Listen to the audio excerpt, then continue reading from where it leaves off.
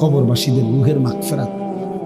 আরে ভাইয়া, একবার চোখ বন্ধ করে 1 সেকেন্ড ভাবেন, আজ আমরা যাদের রুহের মাগফিরাত কামনা করলাম, এই 20 বছরের ব্যবধানে, 30 বছরের ব্যবধানে, 10 বছরের ব্যবধানে, 50 বছরের ব্যবধানে, আবার এর পরের লোকেরা আমাদের রুহের মাগফিরাত কামনা করে।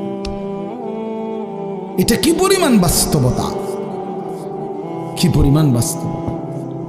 এটাকে অস্বীকার করার, না বুঝার কিছুই নাই। মৃত্যুকে না বুঝার কিছুই নেই। কারণ এত বেশি জলজ্জান্ত আল্লাহ তাআলা এটা আমাদের সামনে দেখাইছেন, এত মানুষের মৃত্যু আল্লাহ আমাদের সামনে দেখাইছেন, এটাকে অস্বীকার করার, না বুঝার কিছুই কিছুই নেই। গাফেল সন্তান কোনো কিছুতেই যাকে কোনো আসর করে না। আহা, আপনারা জানেন না, আপনাদের এক এক ছেলের অবস্থা হলো কলিজাটা পাথর হয়ে গেছে। কোনো কিছুই তার কলিজা নাড়ায় না। এত শক্ত জানোয়ার যে খোদার 365 দিনে কোনো দিন ফজরের নামাজ পড়ে না, একদিনও না। মানুষের বাচ্চা এত বড় জানোয়ার হয় কেন? আরে তুই কোন মানুষের বাচ্চা? তুই কোন মার দুধ খাইলি? না ফরমান, কেমনে মানুষ হইল? এটা কি ধরনের মানুষ? একদিনও নামাজ পড়ে? ছি ছি ছি ছি ছি! মুসলমানের বাচ্চা এত বড় জানোয়ার হয় কেমনে? কোনো দিন নামাজ পড়ে না, 6 মাসে 9 মাসে কোনো দিন বলতে পারবে না নাফরমান কোনো দিন 5 ওয়াক্ত নামাজ পড়ছে কিনা। হায় হায়, এত বড় অসভ্য! মায়ের সন্তান হয় কেমনে? বাবার সন্তান হয় কেমনে? চিন্তা করো। কোনো কিছুই ছেলে পেলেদের হালাত হলে এই পরিমাণ লাগাম ছাড়া, কিসের মা কিসের বাবা, কে তার মা কে তার বাপ, কে কি তার ধর্ম, তার আল্লাহকে, তার রসুলকে, তারে বানাইছে কে, আসছে কোত্থেকে, কেন আসছে, কি করতেছে, কি করছে, কিচ্ছুর খবর, কিচ্ছুর খবর। আসে, হাঁটে, বুট খায়, বন খায়, মোবাইল টিপে, খারাইয়া মতে, বইয়া মতে, বন্ধু বান্ধবীদের সাথে আড্ডা দেয়, মেয়ের পিছনে ঘুরে, অসভ্য অশ্লীল কথাবার্তা বলে। এটা কি এটা জিন্দিগি হলো? আমি ভেবে দেখেন। উফ, কোন সুস্থ স্বাভাবিক মানুষ এমন হয়? বলো ভাইয়া, বলো। রাগ করো না বাপ, কে তোমা করে মনে করাই দিবে? কেউ মনে করা। হা, বাবা মারও ফিকির শেষ, শুধু টাকা রোজগারের ফিকির। দেশে থাইকা পারো, নইলে বিদেশ গিয়া পারো, কোনো না কোনো ভাবে পয়সা রোজগার করো। টাকা রোজগার করলে মা বাপ খুশি, টাকা রোজগার না করলে না অখুশি। খালাস। এরপরে ইমান আছে কিনা, ইসলাম আছে কিনা, নামাজ আছে কিনা, কোরআন আছে কিনা, আল্লাহ চিনি কিনা, হালাল হারাম কিনা, জায়েজ না জায়েজ না, এত কিছু আমার দরকার। ফুতেরে জিগায়ও না যে ফুত কামাই যে করতেছ, কি হালাল কামাই করো না হারাম না, এত কিছুর দরকার কি? টাকা দিতেছে, খাইতেছে, ঘুমাইতেছে, বিল্ডিং করতে আসে, জমি কিনতে আসে, আফেল মালটা খাইতেছে। এক ছেলে আমারে নিজে বলছে, আমি সবার ব্যাপারে বলি না, এক ছেলে আমারে নিজে বলছে, হুজুর আমি একটা দেশের নাম বলছে, যেই দেশে আমার কর্মটা ছিল, চলে আসছে ওই দেশ থেকে। আমার বলছে, হুজুর আমার কর্মটা হলো এই, মদের বার, মদের হোটেলে নারী পুরুষ উলঙ্গ জিনাবে বিচার করে, আমার দায়িত্ব শুধু পাশে দাঁড়িয়ে মদের বোতল নিয়ে দাঁড়ায় থাকা, যতবার তারা চায় অতবার তাদেরকে মদ গ্লাসে ঢেলে দেওয়া, তাদের হাতে তুলে দেওয়া। এর বিনিময়ে আমার মাসে বেতন 2 লাখ টাকা। মুসলমান, মুসলমান, মুসলমানের সন্তান, বাংলাদেশের সন্তান। তো এই টাকা যখন বাবা খাচ্ছেন, বিল্ডিং করতেছে, কোনো টেনশন নাই। আমি আবারও বলছি, আমি সবার জন্য বলি, ওই বলছি দেখে ওরটা কইছি, কথা বুঝছেন? আমি তো নাম ঠিকানা বলি না। এই জন্য আমার বাপ, ডাক দিয়েন না, ডাক দিয়েন না, একজনও ডাক দিয়েন না, অসভ্যরে ডাক দিয়েন না।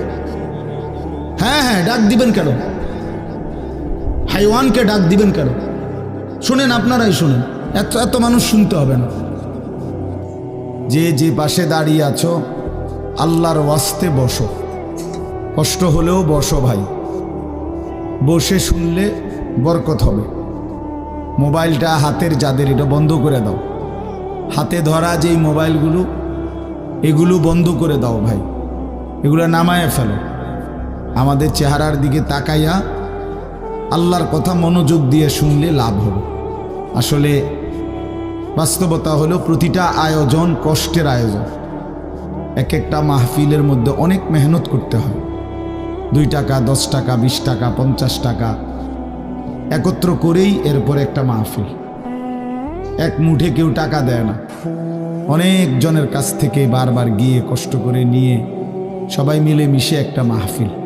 প্যান্ডেল, মাইক, পোস্টার, হ্যান্ডবিল, বক্তা দাওয়াত দেওয়া, ঠিকমতো আসা, মেহমানদারি, আপ্যায়ন, সব মিলাইয়া অনেক কিছু, অনেক কাজ থাকে, অনেক পেরেশানি। আমার মাদ্রাসায় আগামী 14ই ডিসেম্বর মাহফিল।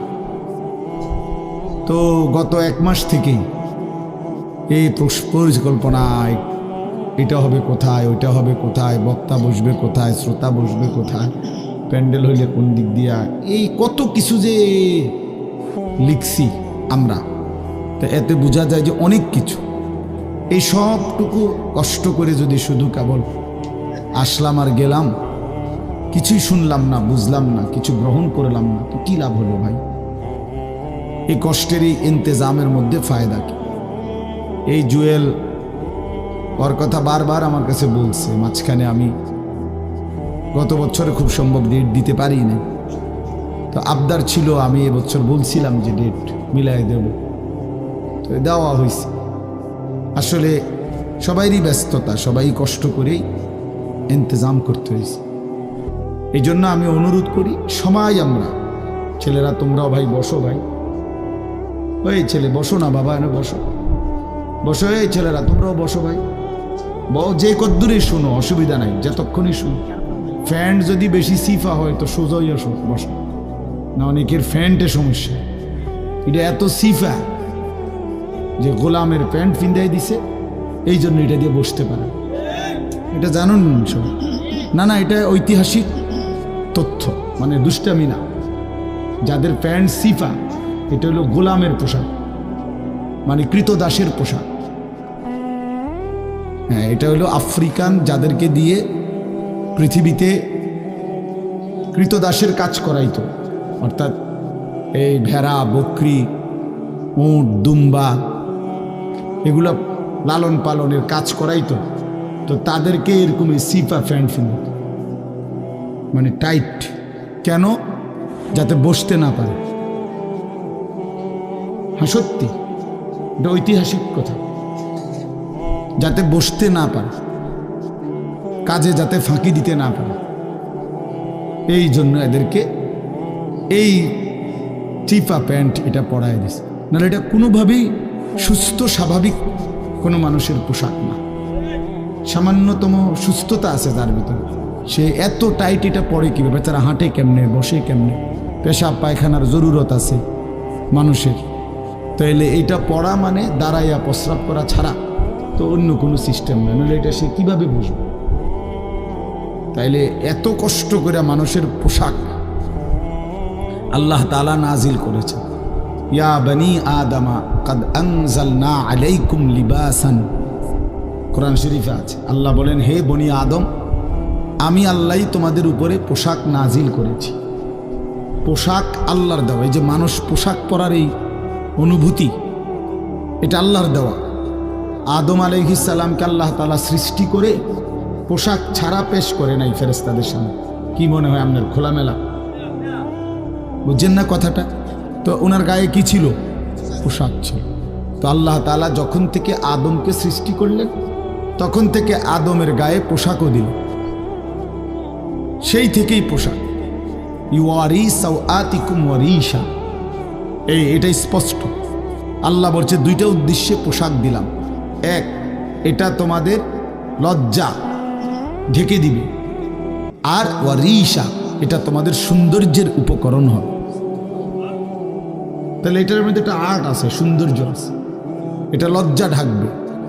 এখন যদি লজ্জাই না ঢাকে, এটা যদি সতরই না ঢাকে, তো এটা হলো কি? আল্লামা তকি উসমানী দামাত বারাকাতুহুমুল আলিয়া হযরত বলছেন যে কোনো মানুষের, পুরুষের সতর কোমর থেকে নিয়ে, নাভি থেকে নিয়ে হাঁটু, তো এটুকু জায়গা এভাবে ঢাকতে হবে। একে তো মোটা হইতে হবে কাপড়, যাতে করে পাতলার কারণে চামড়া দেখা না যায়। আরেকটা হলো এতটুকু ঢিলে ঢালা হইতে হবে, যাতে করে এতটা টাইট হইয়া না লাগে, যেন অঙ্গ প্রত্যঙ্গ, রান, পিছনের অংশ কার কেমন এটা বোঝা না যায়। স্বাভাবিক যেন ঢিলে ঢালা হয়, নাই তো এটা কি হয় না, পোশাক হয় না। একবারে শরীর সাইজ কাইটা বানানো, এটা কোনোভাবেই সৌন্দর্য না। এই জন্য এটা গুরুত্বপূর্ণ বিষয়। এটা বলে অনেক সময় অনেকেরই দেখি, এই বেচারা আমাদের সাথেও কোনো সময় দেখা করতে আসলে মাদ্রাসায়, মনে করেন মাহফিলে দাওয়াত দিতে আসছে অথবা এমনি দেখা করতে, তো আমাদের তো নিচে বসতে হয়, চেয়ার টেবিল নাই। তো এই নিচে বসতে কইলে আর বইতারা না, এটারে টানতে টানতে ফ্যান যান শেষ। বেচারা নিজেও কষ্টে প্যারেশানিতে পড়ে, আমরাও প্যারেশানিতে পড়ি। এই জন্য স্বাভাবিক ঢিলে ঢালা পোশাক পরা উচিত, একটু যেন করে চলতে ফিরতে আরাম হয়। ভাই তোমরা বসতে না, তো চলে যাও বেটা, অপদার্থ কোথাকার, যাও এখান থেকে বেটা, যাও। তোমার মতো দু চারজন শ্রোতা না হলে কি হয়েছে, ফালতু কোথাকার।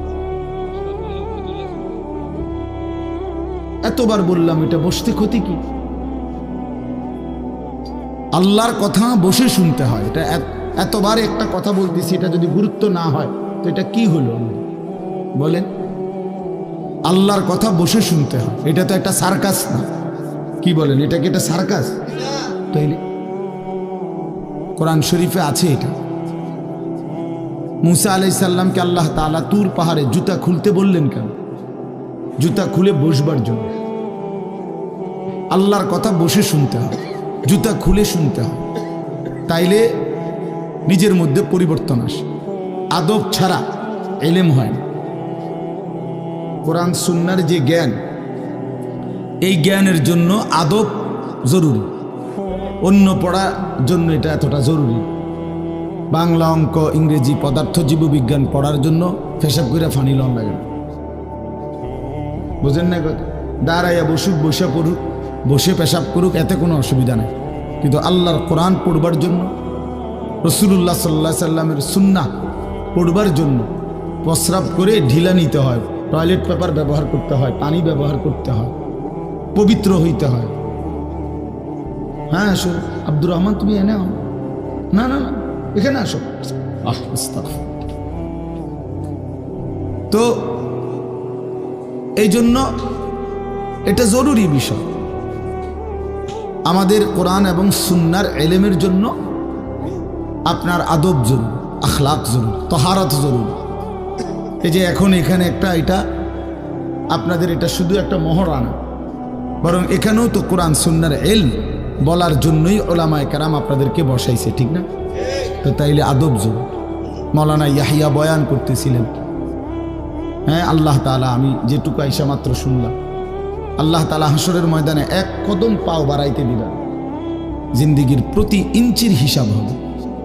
আন উমরিহি ফিমা আফনাহু, পুরা হায়াত বান্দা কোথায় ব্যয় করেছো বলো আমাকে, আমার দেওয়া হায়াত। ও আন শাবাবিহি ফিমা আবলাহু, শুধু যৌবনটা কোথায় ব্যয় করেছো সেটা আমাকে আলাদা বলো। ও আন মালিহি মিন আইনা ইকতাসাবাহু ওয়া ফিমা আনফাকাহু, প্রতিটি টাকার ব্যাপারে হিসাব দাও দুইটা। এক, টাকাটা কামাই করছো কেমনে, ব্যয় করেছো কোথায়। ওয়া মাদা আমিলা ফিমা আলিমা, যা যা শিখেছিলা, জেনেছিলে, শুনেছিলে, তা কি পরিমাণ আমল করেছো সেটা বল, সেটা বল। এই জন্য এই বিষয়গুলো জরুরি বাপ। রাসূলুল্লাহ সাল্লাল্লাহু আলাইহি সাল্লাম বলেন, এগুলো উত্তর না দিয়ে কোনো মানব সন্তান হাসরের ময়দানে এক কদম সামনে যাইতে পারবে না, এক কদম সামনে যাইতে। কোরআনুল কারীমের মধ্যে আছে, আল্লাহ তাআলা বলেন, ফাওয়ারাব্বিকা লানাসআলান্নাহুম আজমাইন আম্মা কানু ইয়ামালুন। আল্লাহ তাআলা বলেন, আমার কসম, মানে আল্লাহর কসম, আল্লাহ নিজের কসম করে বললেন, আমি অবশ্যই তোমাদেরকে জিজ্ঞেস করব, অবশ্যই অবশ্যই সকলকে, আজমাইন, সকলকেই আমি আল্লাহ জিজ্ঞেস করব, আম্মা কানু ইয়ামালুন, দুনিয়ার হায়াতে যা তোমরা করেছিলে। এই জন্য আল্লাহ তাআলার আড়াল হওয়ার কোনো সুযোগ নেই, হিসাবের বাইরে আমরা কেউ না। আল্লাহ তাআলা বলেন, সুম্মা লাতুসআলুন্না ইয়াউমা ইদিন আনিন নাঈম। আল্লাহ তাআলা বলেন, ওই বাবা, আরে কি প্লাস্টিকে না কথা বলো কেন? আল্লাহ তাআলা বলেন, আমার দেয়া প্রতিটি নিয়ামত সম্পর্কে অবশ্যই আমি তোমাদেরকে জিজ্ঞেস করব, প্রতিটা নিয়ামত। হাদিসের মধ্যে আছে, আল্লাহ তাআলা জিজ্ঞেস করবেন, নবী সাল্লাল্লাহু আলাইহি সাল্লাম বলেছেন, আল্লাহ জিজ্ঞেস করবেন, আলাম নুসিহ জিসমাক, বান্দা আমি মোট এতদিন তোমার শরীর সুস্থ রাখি নাই, সেইটুকু শুকর কি আদায় করেছে বলো? অনুরভিকা মিনাল মা, আমি কি তোমাকে প্রতিবার তৃষ্ণার্ত অবস্থায় পানি পান করিয়ে তোমার তৃষ্ণা নিবারণ করি নাই? যতবার পানি পান করছো, তো এরপরে আমার কি শুকর আদায় করছো বলো বান্দা? আহা, বদনসিব মুসলমান তো আলহামদুলিল্লাহ বলতেও জানে না। পানি পান করে সেটা যে একবার আলহামদুলিল্লাহ বলবে, এটুকু তো জানে, এটুকু তো জানে।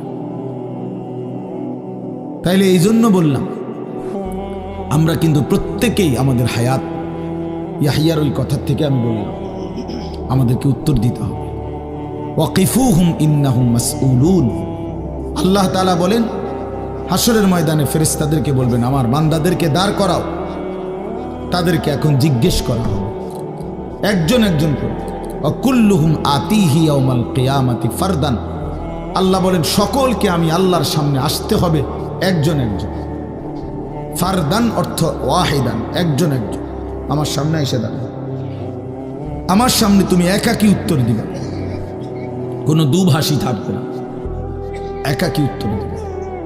এই জন্য বাপ আমার, এটা জরুরি বিষয়, আমাদের জন্য জরুরি বিষয়। আমরা যেন আমাদের জিন্দেগির কদর করি। ছেলেরা, তোমাদেরকেও বলি, ভাই, হায়াত এই শুধু শুধু কাটাইয়ার মধ্যে কোনো ফায়দা নেই।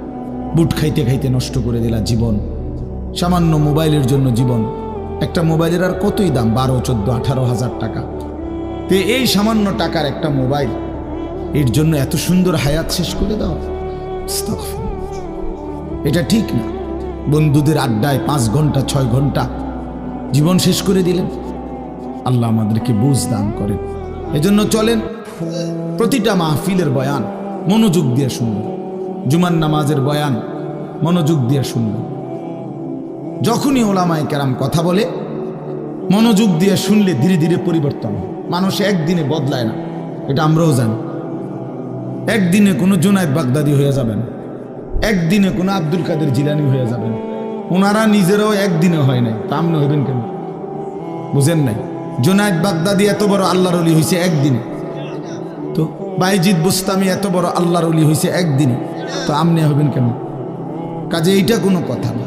কিন্তু শুনতে থাকলে, গুরুত্ব দিলে, আন্তরিকতা দিয়ে শুনলে, একদিন আল্লাহ তাআলা বদলে দেন, পরিবর্তন নসিব হয়। এই পৃথিবীতে অগণিত মানুষ যারা জালেম ছিল, নাফরমান ছিল, পাপী ছিল, হাজারো অন্যায়ের মধ্যে ডুবা ছিল, এমন মানুষও আল্লাহর দয়ায় কোনো একদিন রাত গভীরে, কোনো একদিন দিনের আলোতে, কোনো সামান্য কথায়, কোনো সামান্য ঘটনায় জিন্দেগি বদলায় ফেলছে। পিছনের জীবন থেকে তাওবা করে নতুন জীবন গ্রহণ করছে, আল্লাহ পাককে রাজি খুশি করে জামানার আউলিয়া হয়ে গেছে। এরকম বহু ঘটনা আছে, বহু ঘটনা, বহু ঘটনা। এই জন্য আমরা ইনশাআল্লাহ মনোযোগ দিয়ে আল্লাহর কথা, আমার বয়ান না শুধু, সমস্ত আলেমদের বয়ান মনোযোগ দিয়ে শুনবেন। বলেন ইনশাআল্লাহ। কোরআন সুন্নাহর কথা মনোযোগ দিয়েই শুনবেন, দেখবেন বরকত হবে। যদি আমার এই কথা একজনে বুঝেন, আমি মনে করি এতটুকুই আমার লাভ। দুইজন বুঝতে দুইজনই লাভ। আল্লাহ আমাদেরকে তৌফিক দান করেন। চলেন, কোরআনুল কারীমের এই সূরাটি 99 নম্বর সূরা। 114টি সূরা কোরআন শরীফে, তন্মধ্যে এটা হলো 99 নম্বর। 30 নম্বর পারা। পুরা কোরআনুল কারীমের মধ্যে মোট 30 পারা। এই মোট 30 পারার মধ্যে এটা হলো 30 নম্বর পারার সূরা, 99 সূরার নম্বর। সূরাটির নাম হচ্ছে জিলজাল, সূরায়ে জিলজাল। জিলজাল শব্দের অর্থ বা জালজালা, জিলজাল একই শব্দ, দুইটার দুই রকম ব্যবহার। অর্থ হলো ভূমিকম্প। জিলজাল শব্দের অর্থ কি বলেন? ভূমিকম্প। ভূমিকম্প, এই যে জমিন কাঁপে, ভূমিকম্প হয়, এই সূরার অর্থ হলো এইটা। এই ভূমিকম্প বলতে, জিলজাল বলতে আল্লাহ তাআলা কিয়ামতের ভূমিকম্প বুঝাইছে। পৃথিবীতে এমনিতে প্রতিনিয়ত মাঝে মধ্যে বিভিন্ন এলাকা ভেদে, অঞ্চল ভেদে ভূমিকম্প হয়। হ্যাঁ, আধা মিনিট, 30 সেকেন্ড, 40 সেকেন্ড, 50 সেকেন্ড, কিংবা তার চাইতে সামান্য কম বেশি এরকম সময় ভূমিকম্প হয়। এতেই বহু ক্ষয়ক্ষতি হয়। যখনই যেখানে কোথাও ভূমিকম্প হয় তো সেখানে অনেক ক্ষয়ক্ষতি হয়, ঘর বাড়ি বিভিন্ন কিছুর অনেক ক্ষতিগ্রস্ত হয়। কিন্তু আল্লাহ তাআলা বলেন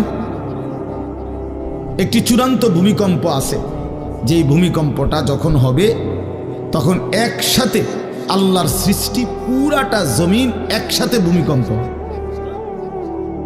এবং সেটা কতক্ষণ থাকবে সেটা আল্লাহই জানে, সেটা আল্লাহই জানে।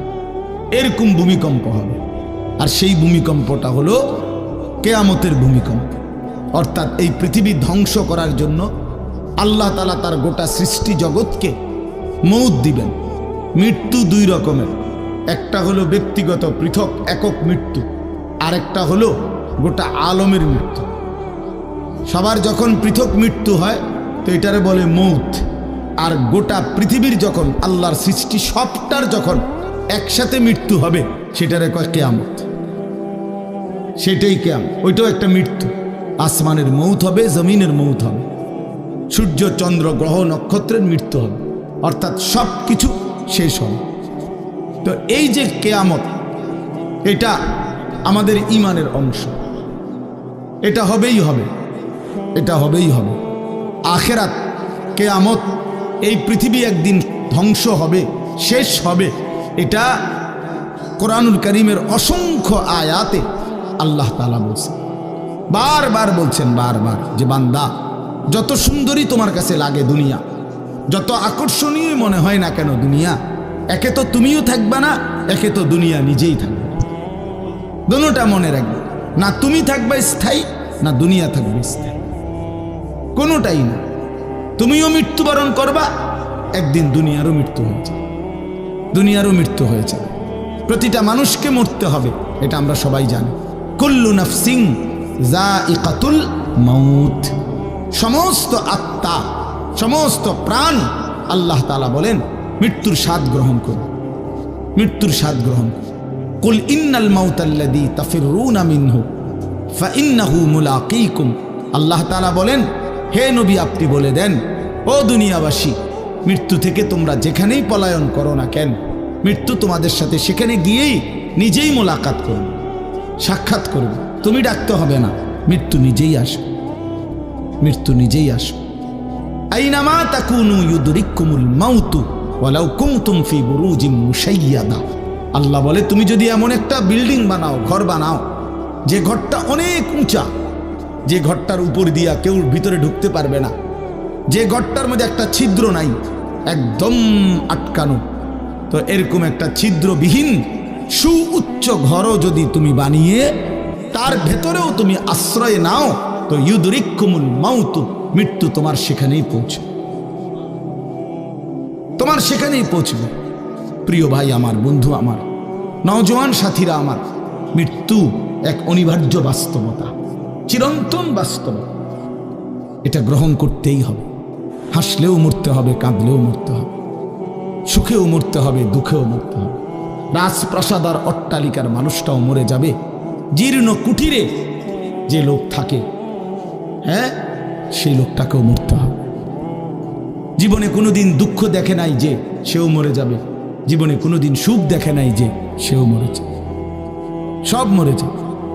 এটাই সত্য, এটাই বাস্তবতা। অতএব মৃত্যু এক অনিবার্য বাস্তবতা, এটা গ্রহণ করতেই হবে। এটা যদি আমরা মনে রাখি আমাদের জীবন অনেক সুন্দর হতো, অনেক সুন্দর হতো। রাসূলুল্লাহ সাল্লাল্লাহু আলাইহি ওয়াসাল্লাম বলছেন, আকসিরু যিকরা হাদিমিল লাযযাত ইয়ানি আল মাউত। আল্লাহর নবী বলেন, আমার উম্মত তোমরা বেশি বেশি ওই জিনিসটা স্মরণ করো যে জিনিস তোমাদের সমস্ত স্বাদ, আনন্দ, আহ্লাদ চিরতরে মিটায় দিবে, তোমারে চিরস্তব্ধ করে দিবে। জলজ্জান্ত মানুষটা আমাদের সামনে হাঁটতো, চলতো, উঠতো, বসতো, ঘুরতো, ফিরতো, হ্যাঁ, সেই মানুষটা মনে করেন আমার চোখের সামনে নাই, তার লাশ আমার সামনে, আহা সেই লোকটা স্তব্ধ। পৃথিবীর কত মানুষ কত আওয়াজ করতেছে, কত শোরগোল করতেছে, কিন্তু এই লোকটা হাতও নাড়ে না, পাও নাড়ে না, চোখও মেলে না, আর কিছুই করে না। এ কি আশ্চর্য বিষয়! চোখের সামনের এই মানুষটা নাই, কি হলো তার? কে তারে থামায় দিল? কে তারে স্তব্ধ করে দিল? এ তো আমার মতো ঘুরতো, ফিরতো, হাঁটতো। আহ, আমার আব্বারে আমি কত দেখছি, একদিন আমার আব্বা চলে গেলেন। আমার দাদারে আমি কত দেখছি, আমার দাদা একদিন চলে গেল। আমার জ্যাঠারে আমি দেখে আসছি, দোয়া করে আসছি, ফু দিয়ে আসছি। এক সপ্তাহ পরে জ্যাঠা ইন্তেকাল করলেন, আবার এক সপ্তাহ পরে আমি গিয়া জ্যাঠার জানাজা পড়াইছি। এই তো বাস্তবতা। যুবক ভাই, তুমিও মনে রাখো, বয়স্ক বাবা আপনিও মনে রাখেন। হাসান বসরি রহমতুল্লাহ আলাইহি একজন বড় বুজুর্গ ছিলেন। উনি বলতেন, তিনি যখন কোনো যুবককে দেখতেন আর বয়স্ক দেখতেন, তো তিনি যুবকদেরকে বলতেন, ইয়া মা'শারাশ শাবাব ইন্না যারআ কাদ তুদরিকুল আহাতু ক্বাবলা আন ইয়াবলুগা। তিনি উপদেশ দিতেন, হে যুবকগণ শোনো, সব ফুল, সব ফল, সব গাছ চারা পরিপক্ক পাকা পর্যন্ত পৌঁছায় না, তার আগেই অগণিত ফুল, অগণিত ফল, অগণিত চারা গাছ ঝরে যায়, ঝরে যায়। এটা উনি মনে করাইতেন মৃত্যুর কথা। উনি এটা বুঝাইতেন, যুবক তুমি দেখো, একটা আম গাছের মধ্যে যতগুলো মুকুল ধরছে ফুল, সবগুলো আম হয় না। যতগুলো আম ধরছিল ছোট ছোট, সবগুলো বড় পাকা পর্যন্ত যায় না, তার আগেই ঝরে যায়। ঝরেই যায় বেশি, থাইকা যায় অল্প। তার মানে যুবক, কিশোর, তরুণ এই বয়সেই মৃত্যু হয় বেশি, বৃদ্ধ পর্যন্ত পৌঁছে কম। পুরা বাড়িতে অনেক সময় এমন হয় একজনও বয়স্ক লোক নাই, একজনও নাই। আমার ঘর, আমার বাপ চাচাদের যে ঘর, সেখানে আপনার এখন আমার চাচাতো ভাই, জ্যাঠাতো ভাই, আমার ভাই বেরাদর সব মিলাইয়া আমাদের ছেলে পেলে ভাই বাতিজা মিলে না হয়তো 60-70 জন আছি আমরা, কিন্তু আমাদের একজনও বয়স্ক লোক নাই। আমার দাদাও নাই, দাদিও নাই, জ্যাঠাও নাই, চাচাও নাই, আমার আব্বাও নাই, কেউ নেই। তাইলে কেন এমন হলো? তাহলে বোঝা গেল অধিকাংশই ঝরে যায়, কবরে চলে যায়, মৃত্যু হয়ে যায়।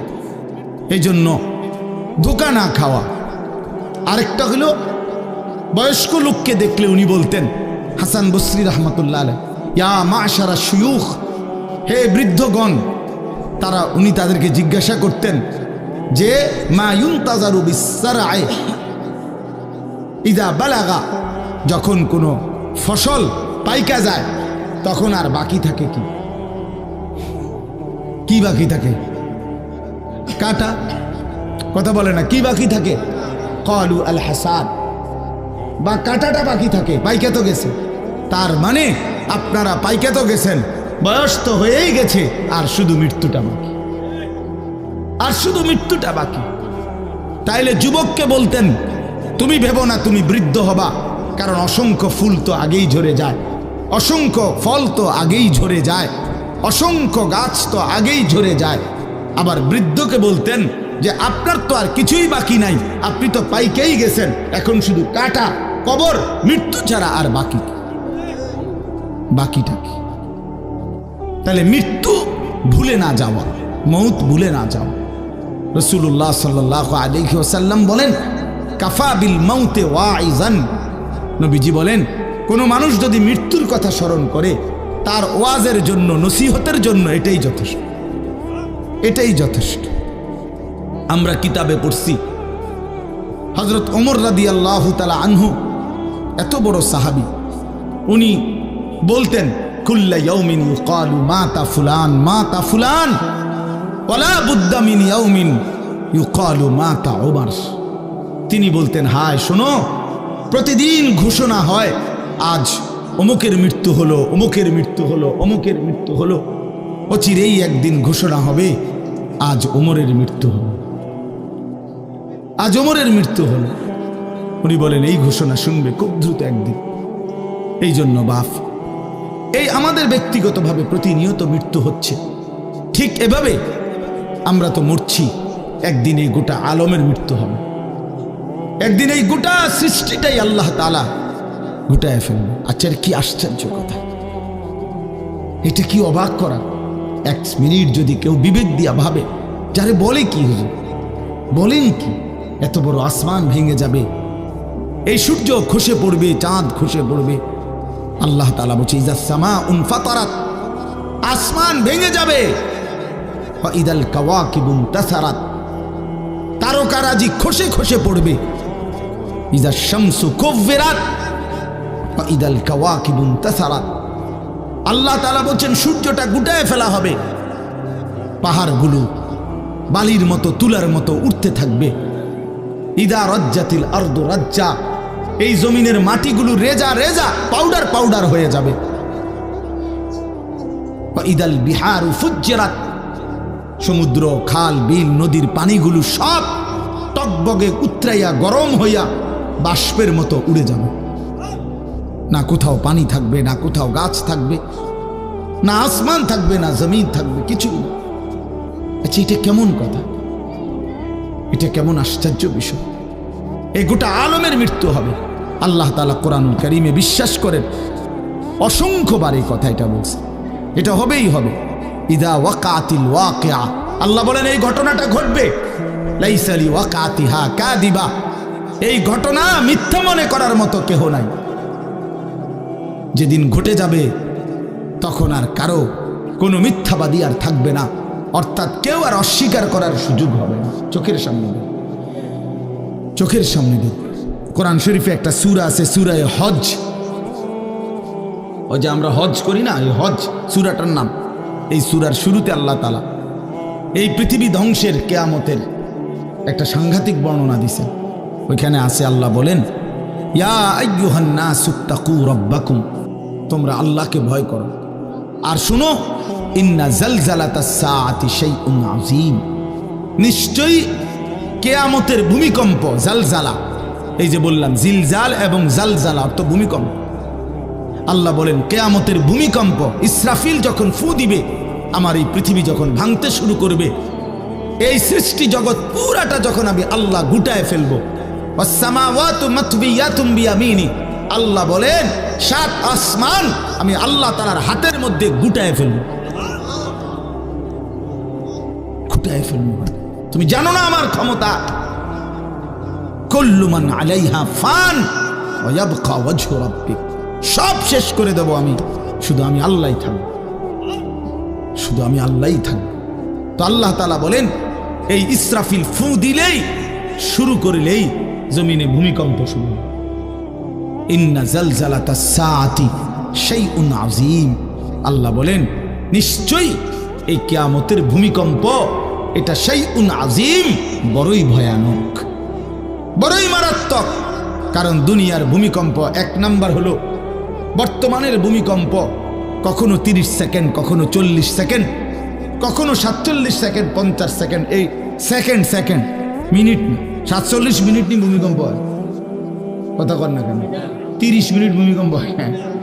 30 মিনিট ভূমিকম্প হইলে আমাদের 14 গোষ্ঠী থাকবে নি। 30 সেকেন্ড, 40 সেকেন্ড হয় ভূমিকম্প। এইটুকুতে একে তো সময় সামান্য, দ্বিতীয়ত হলো একসাথে গোটা পৃথিবীতে হয় না, এদিকে হলে ওইদিকে হয় না এরকম। কিন্তু আল্লাহ তাআলা বলেন ইসরাফিল ফু দিলে যে ভূমিকম্পটা হবে, সেই ভূমিকম্পটা গোটা পৃথিবী একসাথে নাড়ায় দেবে, একসাথে মরে। 47 সেকেন্ড না, কতক্ষণ সেটা আল্লাহই জানে। তখন অবস্থা কি হবে? মানুষের আতঙ্ক, এই ভূমিকম্পে আতঙ্ক। হ্যাঁ, আমি একবার চাঁদপুর মাহফিলে ছিলাম, রাত্রে ঘুমাইছি মসজিদের রুমে, ইমাম সাহেবের রুমে। এই সময় ভূমিকম্প আইছে, দরজা খুলে দিছি দৌড়, মসজিদের মাঠে আইছি দাঁড়াইয়া, চাই যে পুরা গ্রামের মানুষ সব আইসা পড়ছে, হই হুল্লোড় চিৎকার, হায় হায়। অথচ সবাই চিৎকার দিতে দিতে ভূমিকম্প শেষ। ভূমিকম্প হয়েছেই তো অল্প একটু, কিন্তু এটুকুর আতঙ্কেই যা হুজুর পাবলিক বরাবর। কিসের হুজুর আর কিসের পাবলিক, বক্তা শ্রোতা সমান।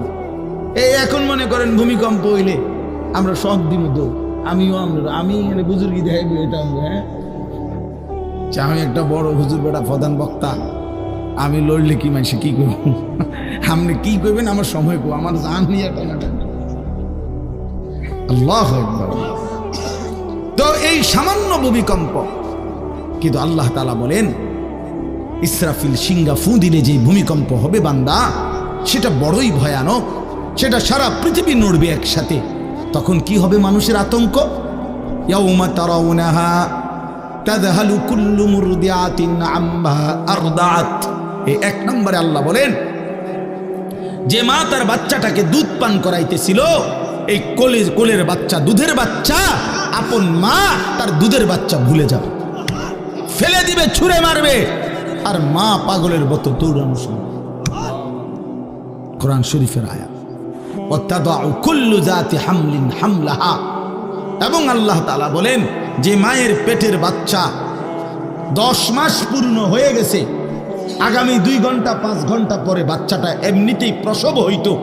আল্লাহ তাআলা বলেন ইসরাফিলের ফু দিলে জমিন যখন কাঁপতে শুরু করবে, তো এই গর্ভধারিণী মা, গর্ভবতী নারী পাগলের মতো এভাবে ছুটবে, দৌড়বে, নিজের গর্ভের বাচ্চা নিজেই পড়ে যাবে। সুকারা, আল্লাহ বলেন মাতালের মতো সমস্ত মানুষগুলো ছুটতে থাকবে। ফাইদা বারিকাল বাসার ওয়া খাসাফাল কামার ওয়া জুমিআ আশ-শামসু ওয়াল কামার। আল্লাহ তাআলা বলে চন্দ্র সূর্য আলোহীন হয়ে যাবে, সূর্য চন্দ্র এক হয়ে যাবে। ওয়া জুমিআ আশ-শামসু ওয়াল কামার ইয়াকুলুল ইনসানু ইয়াওমাইদিন আইনাল মাফার।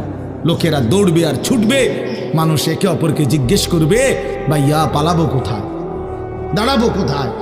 কোথাও তো স্থির কোনো জায়গা নাই, কোথায় দাঁড়াবো? আল্লাহ তাআলা বলেন কাল্লা লা ওয়াজার, না বান্দা, সেদিন আর কোথাও জায়গা মিলবে না। ইলা রাব্বিকা ইয়াওমাইদিনিল মুস্তাকার, আজকে শুধুই কেবল তোমার আল্লাহর কাছেই আশ্রয় ঠিকানা। এভাবে বহু আয়াত কোরআনুল কারীমের মধ্যে আল্লাহ তাআলা বর্ণনা করছেন। আমার ভাই, তো এই ইসরাফিলের ফু দিলে গোটা আলমের মৃত্যু হবে, ভূমিকম্প শুরু হবে। তো এই ভূমিকম্প কেন হবে? এই কাঁপতে কাঁপতে সমস্ত কিছু ভাঙ্গা একসাথে, এই সব কিছু আল্লাহর সৃষ্টি, সমস্ত কিছুই জমিনের তলদেশে চলে যাবে। জমিন তখন খালি ফাঁকা, জমিনে তখন কিচ্ছু নাই, কিচ্ছু, একটা সুতা মাটির উপরে থাকবে। এই প্রথমবার ইসরাফিল ফু দিলে সমস্ত কায়নাত, ইনসান, জিন, আল্লাহর সমস্ত সৃষ্টি, মাখলুকাত সব জমিনের তলদেশে চলে যায়। মানুষ ও জিন ও অর্থ সম্পদ, স্বর্ণ রৌপ্য, মণি মুক্তা, হীরা জহরত, সব সব সব একটা কাগজের অস্তিত্ব, সব কিছু, গোটা জমিন ফাঁকা। এভাবে কতদিন আল্লাহই জানে, কতদিন আল্লাহই জানে। হ্যাঁ মা ভাই, এরপরে একটা নির্দিষ্ট সময় পরে আবার আল্লাহ তাআলা ইসরাফিলকে জীবিত করবেন, করে আবার আল্লাহ তাআলা দ্বিতীয়বারের মতো ফু দিতে বলবেন। এই 2 ফুঁয়ের মাঝখানে কতদিন? নবী সাল্লাল্লাহু আলাইহি সাল্লামের এক হাদিসের মধ্যে বলছে 40, সাহাবীরা ব্যাখ্যা করছেন মুহাদ্দিসিন, সেই 40টা হতে পারে 40,000 বছর। 40,000। এই জন্য বাপ একটা কথা হলো, সর্বশেষ যেই লোকটা কবরে যাবে, শেষ যেই ব্যক্তি মরবে পৃথিবীতে, হতে পারে তাকেও শুধু কবরেই থাকতে হবে 40,000 বছর। 40,000 বছর, এরপরে তো আখিরাত। এই 40,000 বছর যদি কবরে আযাব হয়, 40,000 বছর যদি কবরে আযাব হয় ভাই, তখন কি হবে? এবার ভেবে দেখেন, এখন যারা কবরে যাচ্ছে, হ্যাঁ, নূহ আলাইহিস সালামের জামানায় যারা মারা গেছে, ইব্রাহিম আলাইহিস সালামের জামানায় যারা মারা গেছে, নবীজি সাল্লাল্লাহু আলাইহি সাল্লাম তো 1,500 বছর আগে ইন্তেকাল করছেন, 1450 বছর আগে। তো ওই সময়ে যারা মারা গেছে তারা কবরে পড়ে আছে আজকে 1,500 বছর, 1,500 বছর, 1500 বছর। তাহলে নূহ আলাইহিস সালামের জাতি কত বছর থেকে পড়ে আছে? কোথায় নূহ নবী, কোথায় আমাদের নবী? কত ব্যবধান! এই জন্য বাপ, শুধুমাত্র কবরের বিষয়টাই তো সাংঘাতিক, আখিরাত তো পরবর্তী। শেষ ব্যক্তিটাও যদি কবরে থাকতে হয় 40,000 বছর, তো এখনকার মানুষগুলো আছে কত কাল ধরে। তো এই যার কবরে আযাব হচ্ছে, আহা বাপ, সে কি পরিমাণ কষ্ট পাচ্ছে ভাইবা। দেখে কবরবাসীদের রূহের মাগফিরাত। আরে ভাইয়া, একবার চোখ বন্ধ করে 1 সেকেন্ড ভাবেন, আজ আমরা যাদের রূহের মাগফিরাত কামনা করলাম, এই 20 বছরের ব্যবধানে, 30 বছরের ব্যবধানে, 10 বছরের ব্যবধানে, 50 বছরের ব্যবধানে, আবার এর পরের লোকেরা আমাদের রূহের মাগফিরাত কামনা করে। এটা কি পরিমাণ বাস্তবতা, কি পরিমাণ বাস্তবতা! এটাকে অস্বীকার করার, না বুঝার কিছুই নাই, মৃত্যুকে না বুঝার কিছুই নাই। কারণ এত বেশি জলজ্জান্ত আল্লাহ তাআলা এটা আমাদের সামনে দেখাইছেন, এত মানুষের মৃত্যু আল্লাহ আমাদের সামনে দেখাইছেন, এটাকে অস্বীকার করার, না বুঝার কিছুই নেই। তো চলেন, এরপরে আল্লাহ তাআলা ইসরাফিলকে আবার জীবিত করবেন। জীবিত করে আল্লাহ তাআলা ইসরাফিল আলাইহিস সালামকে বলবেন, ইসরাফিল, আবার তুমি সিংগায় ফুঁ দাও। এইবার যখন সিংগায় ফুঁ দিবে, তখন ইসরাফিল আলাইহিস সালামের এই দ্বিতীয় ফুঁতে আবার ভূমিকম্প শুরু। আবার কি শুরু হবে? ও মাঝখানে ভাই, ওই ছেলে অপদার্থ, কথা বলো না, হাসাহাসি করো না, কারো কথা বাকি থাকলে, দুষ্টামি বাকি থাকলে উঠে চলে যাও, বাহিরে আলাদা জায়গা আছে। গাফেল সন্তান কোনো কিছুতেই যাকে কোনো আসর করে না। আহা, আপনারা জানেন না, আপনাদের এক এক ছেলের অবস্থা হলো কলিজাটা পাথর হয়ে গেছে, কোনো কিছুই তার কলিজা নাড়ায় না। এত শক্ত জানোয়ার যে খোদার 365 দিনে কোনো দিন ফজরের নামাজ পড়ে না, একদিনও না। মানুষের বাচ্চা এত বড় জানোয়ার হয় কেন? আরে তুই কোন মানুষের বাচ্চা? তুই কোন মার দুধ খাইলি? না ফরমান, কেমনে মানুষ?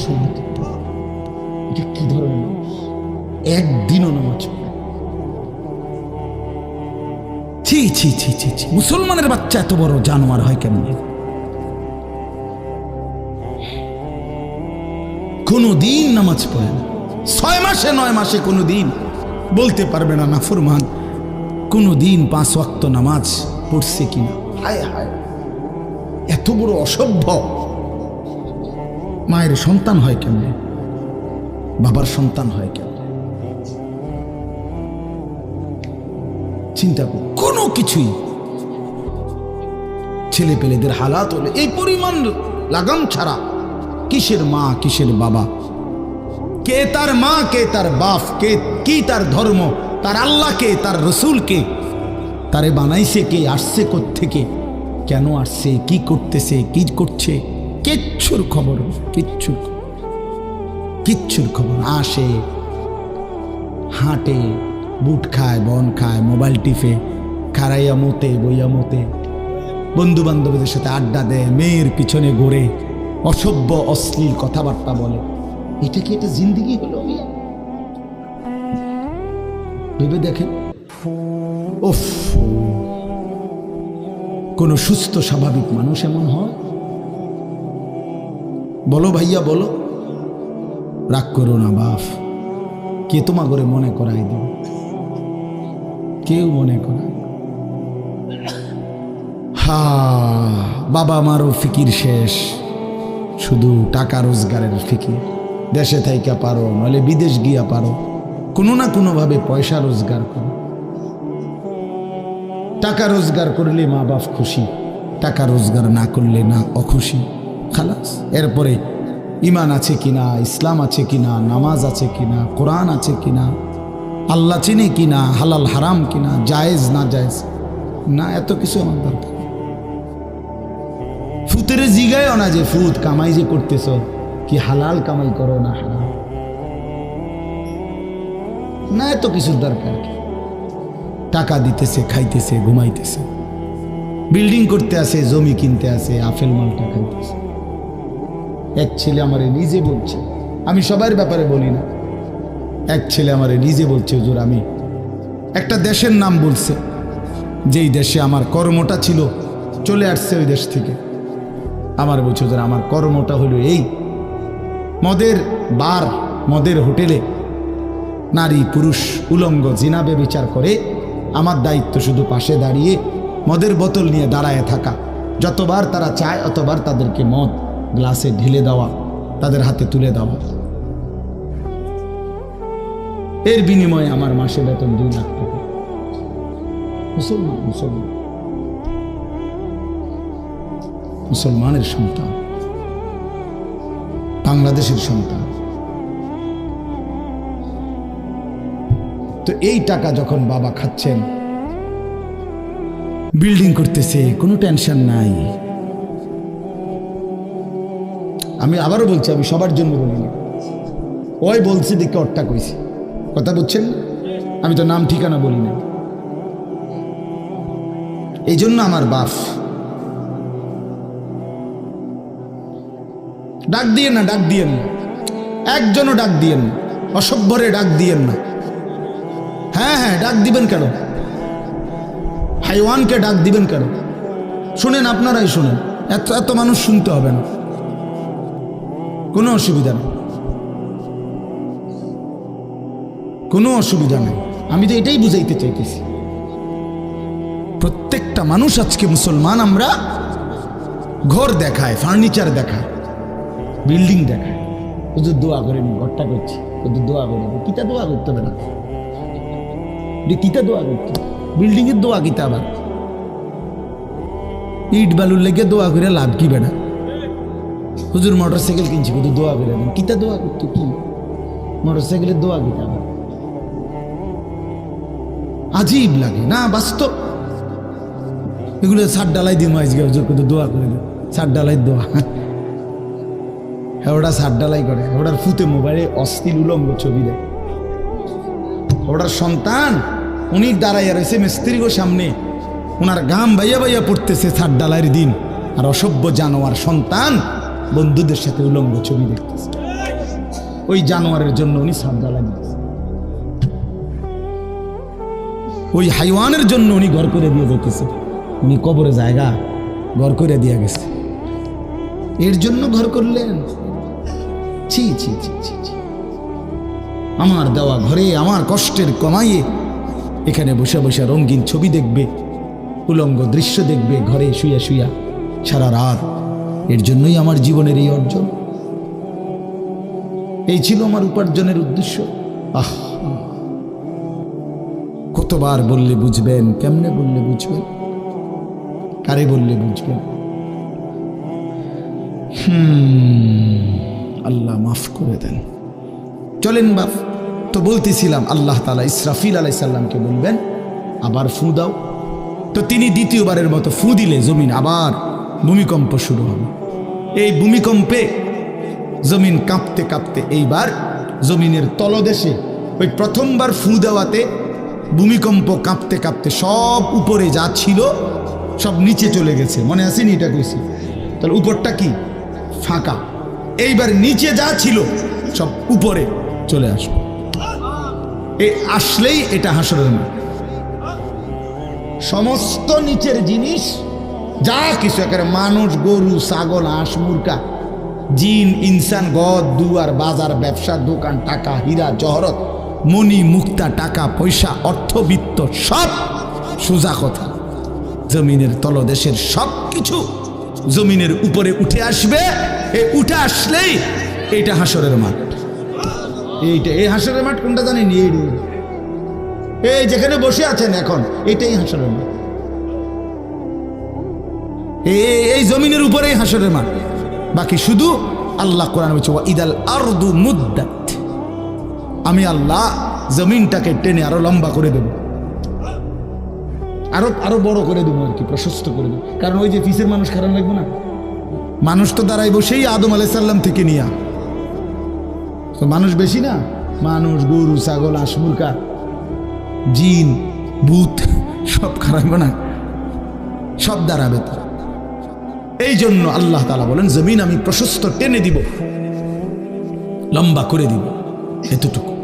বাকি এটাই হাসরের মাঠ, এটাই হাসরের মাঠ। এই কথাটাই এখানে আল্লাহ তাআলা উল্লেখ করছেন। ইদা জুলজিলাতিল আরদু জিলজালাহা, যখন দ্বিতীয়বারের মতো ইসরাফিলের ফু দিলে জমিনের ভূমিকম্প শুরু হবে। ওয়া আখরাজাতিল আরদু আসকালাহা, আল্লাহ তাআলা বলেন তখন জমিন তার তলদেশে যা ছিল সমস্ত জমিনের তলদেশে, এগুলো এতদিন জমিনের বোঝা ছিল, বোঝা মানে মাটির নিচে, এগুলো সে মনে যেন ফোজা কান্দে লইছে।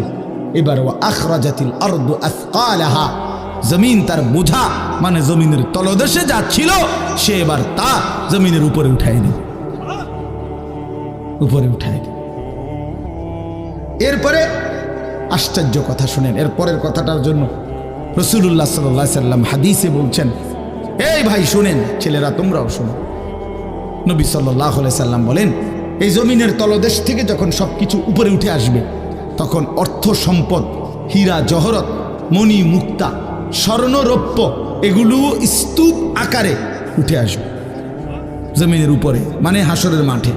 তো নবীজি একেবারে স্পষ্ট হাদিস, নবীজি সাল্লাল্লাহু আলাইহি সাল্লাম বলেন তখন এই স্বর্ণ রৌপ্য, টাকা পয়সা, হীরা জহরত এগুলো, এই অর্থ সম্পদগুলো আল্লাহর কুদরতে কথা বলবে। স্বর্ণের টুকরা কথা বলবে, কথা বলবে, রৌপ্যের টুকরা কথা বলবে, এগুলো কথা বলবে। কথা কি বলবে? এগুলো তখন ওই নাফরমান মানুষগুলোকে ডাক দিবে, ডাক দিবে, আইয়ুহাস সারিক, হে চোর, এদিকে এই সম্পদের জন্য চুরি করেছিলে, আজ যা দরকার নাও। আইয়ুহাল কাতি, হে ডাকাত, এদিকে এদিকে আসো, এই সম্পদের জন্য ডাকাতি করছি, আজ নাও। হে আত্মীয়তার, আইয়ুহাল কাতি, আত্মীয়তার সম্পর্ক ছিন্নকারী ব্যক্তি আসো, এই জন্য ভাইয়ের সাথে যুদ্ধ করছো, বোনের সম্পদ নষ্ট করছো, চাচারে সম্পত্তি দাও নাই, এই জন্য, এই দুনিয়ার জন্য নাও, এখন নাও, এখন যা লাগে নাও। এইভাবে প্রত্যেক নাফরমান পাপীকে, হে হারামখোর, সুদ করে দিগা, এখানে টাকা যা লাগে নে, নে বাটপার, এখান থেকে টাকা নে, কি পরিমাণ টাকা দরকার ছিল নে।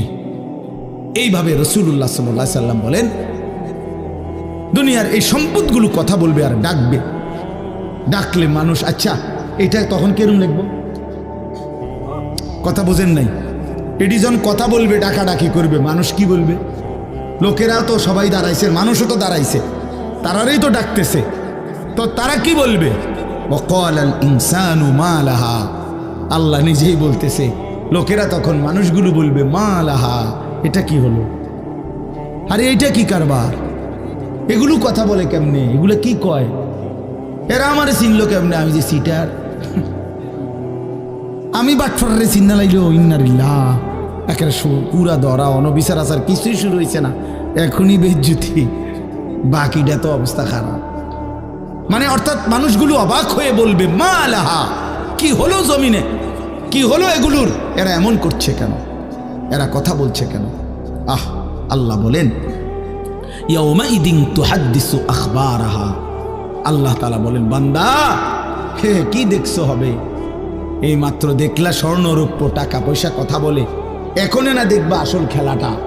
ইয়াউমাইদিন তুহাদ্দিসু আখবারাহা, আল্লাহ বলেন এখন দেখবা সরাসরি এই হাসরের মাঠে তোমার সামনে তোমার পায়ের নিচের জমিন তোমার পুরা জিন্দেগির কথা, তোমার যত তথ্য ভালো কিংবা মন্দ, নেক কিংবা গুনাহ, তোমার সমস্ত কিছু রাতের কিংবা দিনের, একাকী কিংবা প্রকাশ্যের, গোপন কিংবা আড়ালের, আল্লাহর কসম জমিন সবটা এখন তোমার সামনে বলে দিবে। ইয়াউমাইদিন তুহাদ্দিসু আখবারাহা, রব্বুল আলামিন বলেন জমিন সবটা কথা বলে দিবে, ভালোটাও মন্দটাও, আলোটাও অন্ধকারটাও, একাকীও অন্ধকারেও, প্রকাশ্যেও সবার মাঝেও সব বলে দিবে। রাতের চুরি বলে দিবে, রাতের তাহাজ্জুদটাও বলে দিবে, মদের আড্ডার কথাও বলে দিবে, জুয়ার আড্ডার কথাও বলে দিবে। সারা রাত যুবক উলঙ্গ ছবি দেখেছ, আল্লাহর কসম সেটাও বলবে। যে যুবক মালিকের সেজদা দিয়েছে সেটাও বলবে। তাহাজ্জুদও শোনাবে, আবার সবার সাথে যে জামাতে নামাজ পড়েছে এটাও বলবে, সব কিছু বলে দিবে। আল্লাহ বলেন যদি মানুষ ভাবতে চাও জমিন কিভাবে কথা বলে, স্বর্ণরৌপ্য কিভাবে কথা বলে, আল্লাহ বলেন বিআন্না রাব্বাকা আওহা লাহা, আল্লাহ তাআলা আদেশ করেছেন বলেই কথা বলে। আল্লাহ বললে, হুকুম করিলে আল্লাহর গোটা কায়নাত, গোটা সৃষ্টি জগৎটাই কথা বলে। ওয়াশাহিদা আলাইহিম সামউহুম ওয়া আবসারুহুম ওয়া জুলুদুহুম বিমা কানু ইয়ামালুন। আল্লাহ বলে হাসরের ময়দানে বান্দা, তোমার কান, তোমার চোখ, তোমার সারা দেহের চামড়া, জুলুদুহুম, তোমার সারা দেহের চামড়া হাসরের ময়দানে তোমার পুরা জিন্দেগির কর্মকাণ্ড বলে দিবে। চামড়াগুলো বলবে, চামড়া, মানুষের শাহওয়াত চামড়াতে। এই জন্য সমস্ত যৌনতার ঘটনা, অসভ্যতার ঘটনা শরীরের চামড়া বলে দিবে। মানুষের শাহওয়াত চামড়ায়, কথা বুঝছেন কিনা? হ্যাঁ, চর্মে, চামড়ার মধ্যে শাহওয়াত, কামনা, বাসনা, যৌন চাহিদা। এই জন্য যত লোক দেখবেন বিভিন্ন হসপিটালে, যত ডাক্তার চর্মরোগের ডাক্তার, তত লোক যৌন রোগেরও ডাক্তার। হ্যাঁ, চর্ম ও যৌন রোগ বিশেষজ্ঞ, এটা একই বিষয়, একই চ্যাপ্টার। চামড়া মানে আল্লাহ তাআলা বলেন তোমার চামড়া বলে দিবে কত রাত কত দিন নারীর প্রতি অবৈধ আগ্রহ, অস্থিরতার, বেহায়াপনার, অসভ্যতা করেছিলে।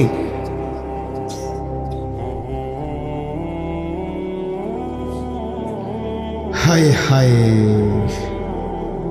বিআন্না রাব্বাকা আওহা লাহা, আল্লাহ বলেন আমি আল্লাহ হুকুম করেছি বলে কথা বলে। এই জন্য আল্লাহ হুকুম করিলে চামড়াও কথা বলে, কানেও কথা বলে। এখন কি কানে কথা বলে? কিন্তু সেদিন বলবে। চোখেও কথা বলবে, এখন চোখ কথা বলে না। মানে সব কিছুর জবান খুলবে, সব কিছু। আপনারা বলেন, আমরা তো মনে করি জিহ্বায় কথা বলে না, জিহ্বায় কথা বলে না, আল্লাহর হুকুম হইলে কথা বলে। নাহলে যেই লোক বোবা তারও তো জিহ্বা আছে না, তো সে কথা বলে না। যে লোক কানে শুনে না, তো তার কি আপনার এইভাবে কান বলতে কিছু নাই, তো সে শুনে না কেন, কথা বলেন না কেন? আল্লাহর হুকুম। যার চোখ, যে চোখে দেখেন, এই যে জুয়েল ভাই, আমি মূলত তার মহব্বতেই মাহফিলটা দিছি।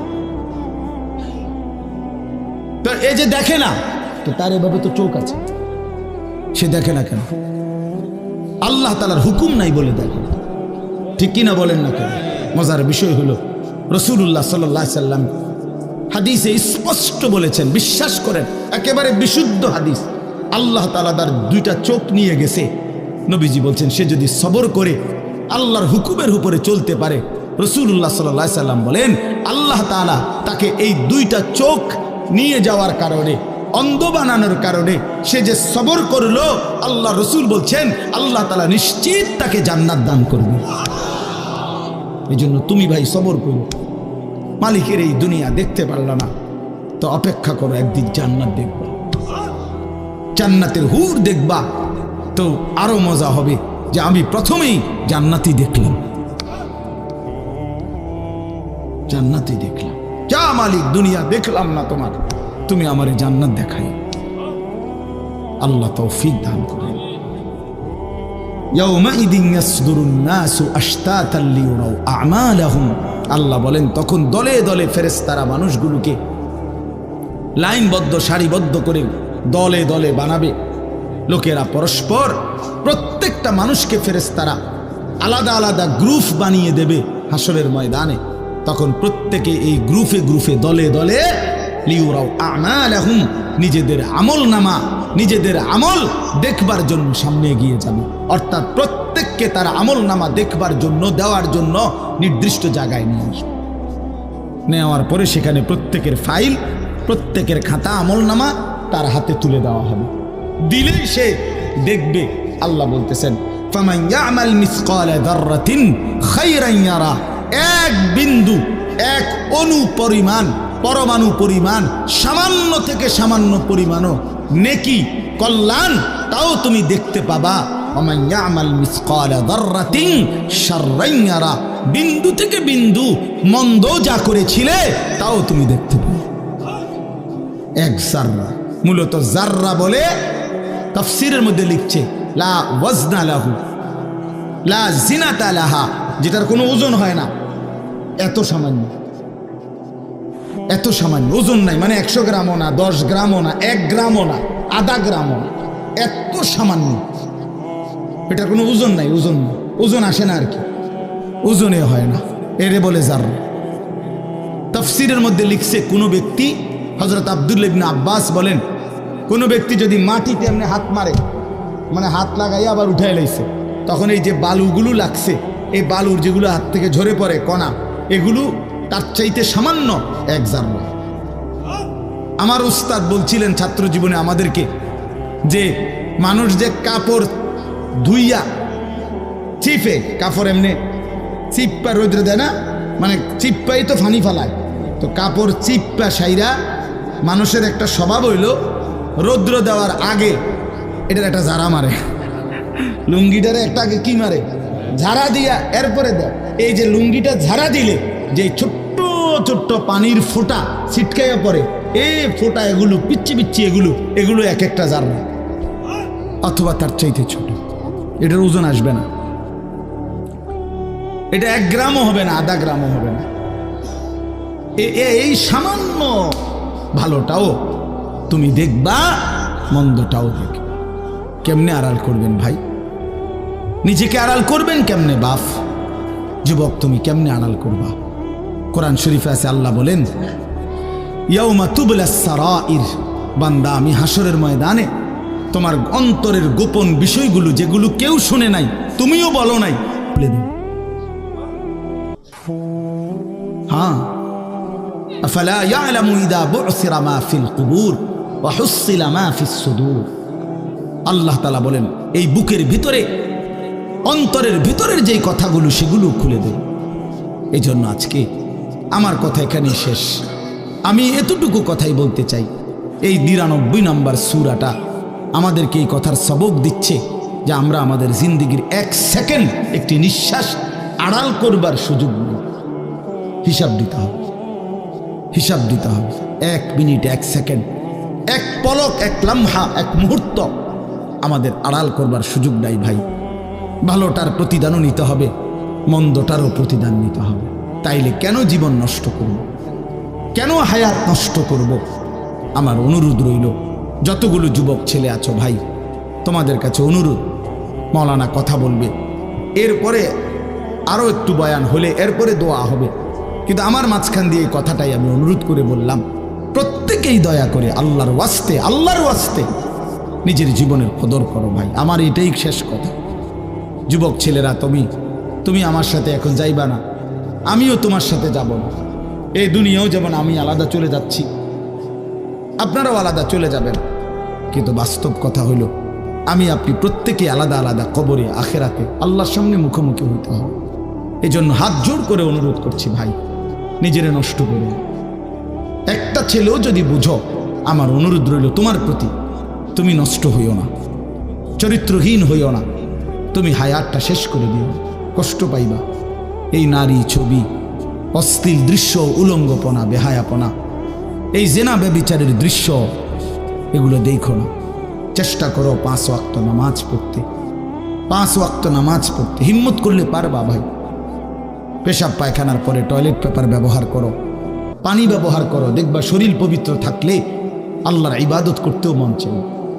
মূলত মানুষ অনেকের যাদের নামাজ ছুটে যায়, তাদের একটা বড় কারণ হলো তার শরীর অপবিত্র, শরীর নাপাক। আর নাপাক দেখে নেক কাজের তামান্না, আগ্রহ জাগে না।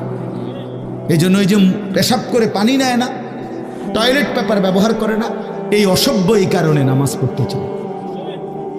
বাস্তব কথা এটা। এর তখন আর হায়া লজ্জা থাকে না। এই জন্য সবাই মিলে ইনশাআল্লাহ নামাজ পড়ে নিজেদের স্ত্রী, কন্যা, বোনকে পর্দা পশিদায় রাখতে চেষ্টা করেন। যে মেয়েটার পর্দা নাই, যে মহিলার পর্দা নাই, বিশ্বাস করেন যে তার নিজের ইজ্জত, নিজের কদর, নিজের সতীত্ব, নিজের পর্দার কদর বোঝে না। এটা কোনো নারী না, এটা কোনো মহিলা না, এটা প্লাস্টিক জাতীয় কিছু হইতে। এটা এক ধরনের প্লাস্টিক, এটা এক ধরনের অসভ্য। যে নারী বেপর্দা, যেই মেয়ে দুশ্চরিত্র, যেই মেয়ে চরিত্রহীন, যেই মেয়ে বেহায়ার মতো চলে, সে শুধু নিজের ক্ষতি করে না, সে একটি সমাজ নষ্ট করে, একটি মহল্লা শেষ করে। এই আগুন সারা মহল্লায় জ্বালায়া দেয়, তার রূপের যৌবনের আগুন জ্বালায়া অসংখ্য যুবকের জিন্দেগি নষ্ট। এই জন্য ওই জানোয়ার মনে রাখতে হবে, ওই অসভ্য নারী, যতগুলো ছেলে তাকে দেখে অবৈধ কামনা বাসনা করছিল, এই সমস্ত যুবকের সমপরিমাণ গুনাহ ওই অসভ্য মেয়ে, ওই নর্তকী, ওই ব্যভিচারিণী নারী, তাকে ভোগ করতে হবে।